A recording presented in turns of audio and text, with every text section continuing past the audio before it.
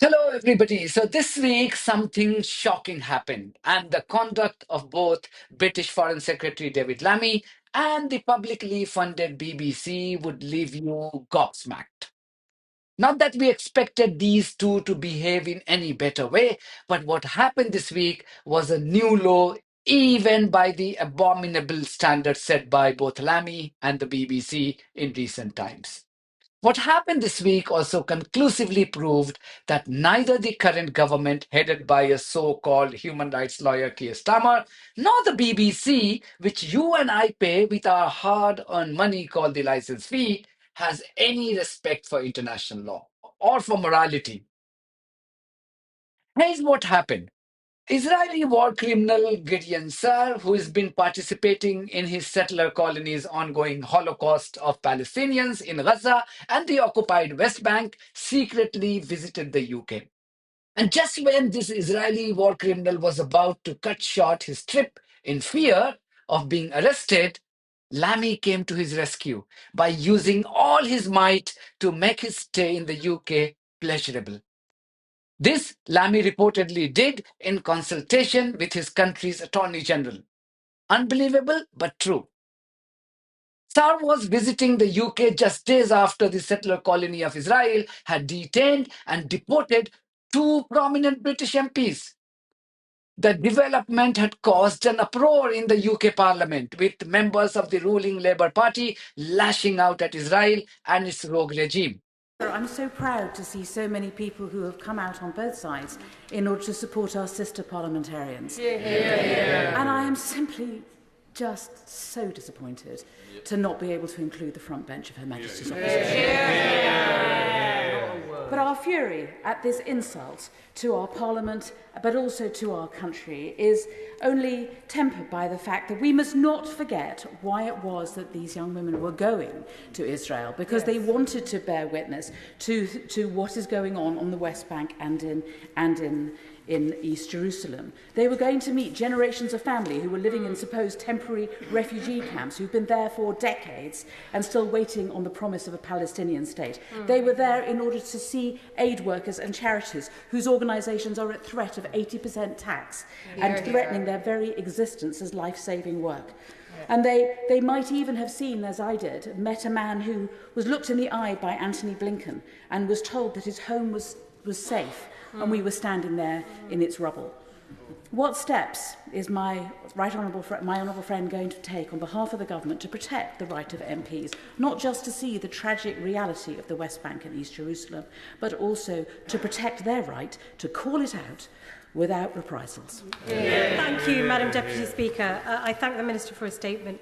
Madam Deputy Speaker, if this is how the Israeli government treats the UK's elected representatives, just imagine how they are treating the Palestinian people. Parliamentary delegations are how we in this House better understand the world and the issues we debate.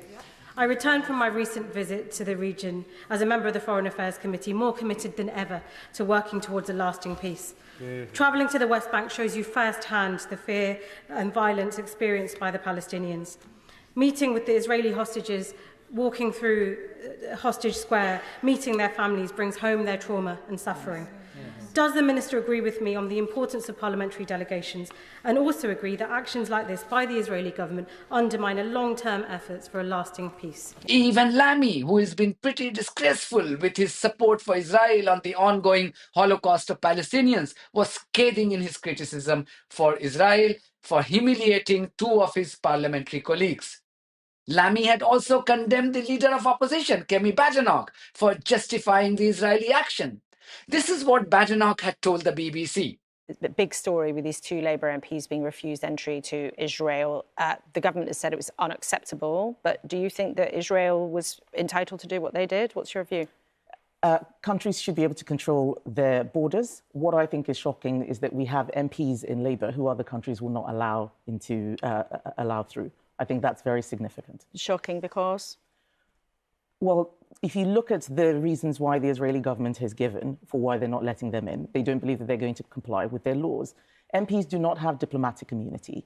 I believe that the people who represent us in Parliament should be people who should be able to go anywhere in the world and people not be worried about what they're going to do when they go into those Are you countries. suggesting the Israelis were right to worry that these two Labour politicians would break the law if they got into the country? Well, that's the reason they gave. And what I believe is that every country should be able to control its borders. We do the same thing. There are many people that we don't allow into our country, and I don't think we should be setting precedents in a different way. So just to be clear, you believe the Israeli government's account of this, not the Foreign Secretary who says they were treated unacceptably? The Foreign Secretary has given his view. I've given my view. Reacting to this, Lammy had tweeted, and I quote, Kemi Badenoch, it's disgraceful. You are cheerleading another country for detaining and deporting two British MPs. Do you say the same about Tory MPs banned from China? This government will continue to stand up for the rights of our MPs to speak their mind, whatever their party. End quote.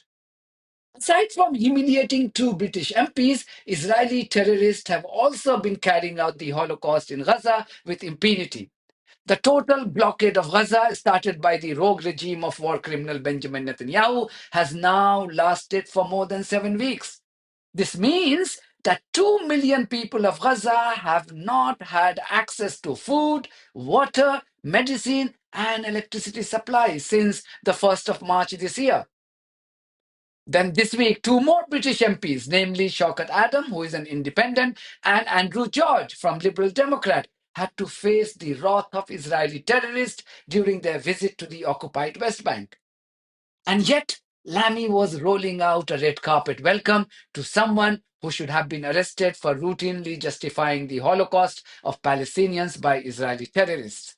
According to the Middle East Eye, the Israeli war criminal in question arrived in the UK last week. The prominent rights group, namely the Global Legal Action Network, GLAN, the International Center of Justice for Palestinian, ICJP, and the Hind Raja Foundation, formally submitted an arrest warrant request to the UK's Attorney General and Director of Public Prosecutions on Wednesday. Realizing that this could result in his arrest, Gideon Saar wanted to cut short his secret trip and return to Israel. Such was his fear that he wasn't even posting anything on his social media platforms about his presence in London.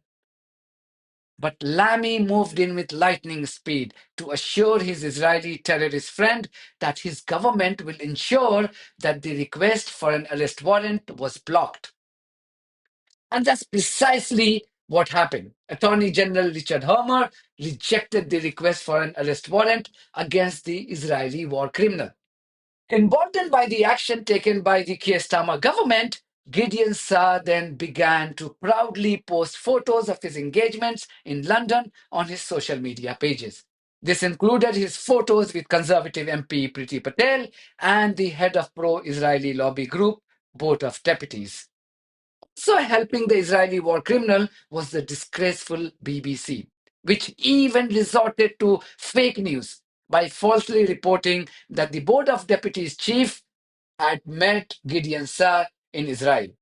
However, as soon as the Israeli war criminal himself began to post on social media about his presence in London, the BBC deleted the earlier fake news and issued this correction. It wrote, and I quote, "Correction, 18th of April 2025. This article originally said Phil Rosenberg, who is the head of the Board of Deputies, had visited Israel and met Israel's foreign minister there. In fact, their meeting took place in the UK during a visit by the minister." End quote. Now, you may say that, BBC may have made this mistake inadvertently. But tell me, an organization which has 20,000 plus staff at its disposal, it has a whole bureau in Israel. And those members of that bureau are well connected to the members of the Israeli regime. Are you saying that BBC had no idea or it was not in a position to confirm whether the head of the Board of Deputies was meeting this war criminal in Israel or London? And London is the same city where the BBC is headquartered. So if you say that this was an inadvertent mistake by the BBC, you are lying through your teeth. It was a deliberate propaganda peddled to ensure that nobody comes to know about the secret trip of this war criminal to London. It's as simple as that. And the moment that war criminal himself says that, oh, all right, it's fine, I'm here, the BBC suddenly does a U-turn and says, okay, we made a mistake. Actually, that meeting took place in London. This is the new disgraceful nature of this once reputed news organization. Now you can understand why I said that this was a new low, even by the despicable standard of the BBC. Would have thought that this organization would first try to black out the coverage on a war criminal's secret visit to the UK, then peddle fake news to hide his presence in London before issuing this correction. I mean, I'm running out of adjectives to describe the true character of this media organization, which you and I fund. I'm surprised people are not moving court to have the license fee permanently cancelled. Let this propaganda outlet earn its revenue from Israel and other Zionist sources. Nobody would have any problem then. As for Lammy, this man has been truly horrible all through the Gaza Holocaust by Israel. He first justified Israel's decision to cut off food, water, and medicine when he was in the opposition. After becoming the foreign secretary, he promised to uphold the rule of law and even said that Israeli action was in violation of international law. Well, my honourable friend is right. This is a breach of international law. Israel, quite rightly, must defend its own security. But we find the lack of aid, it's now been 15 days since aid got into Gaza, unacceptable, hugely alarming and very worrying. And we would urge Israel to get back to the amount of trucks that we were seeing going in, way beyond 600, so that Palestinians can get the necessary humanitarian support they need at this time. It's a different matter altogether that soon not only did he withdraw his statement, but threw all his weight behind making the trip of an Israeli war criminal to the UK memorable and pleasurable by rolling out the red carpet. Lammy has conducted himself in such a fashion even when members of the Board of Deputies. They have written an open letter condemning Israeli action in Gaza. Anyone who knows about the Board of Deputies in the UK, they would know that the kind of fanatic support this Israeli lobby group has historically extended to the settler colony, both morally and financially. But the government and the BBC remain unaffected by the slaughtering of innocent men, women, children, and babies. I'm sure history will not remember them kindly, and I hope it doesn't. That's it for me. Thank you very much for your support of this platform and our journalism on buymeacoffee.com and Patreon. If you too think that our journalism is worth supporting, then you too should consider becoming part of it. Details are there in the description of this video. In the meantime, if you haven't subscribed to my channel, please do so, because that's one of the many ways you can support independent journalism. And before I end, a request once again, please check if you are still subscribed to this channel, because horrible things are happening. We are living in strange times. So it's really important that you continue to remain subscribed to this channel. God bless you all.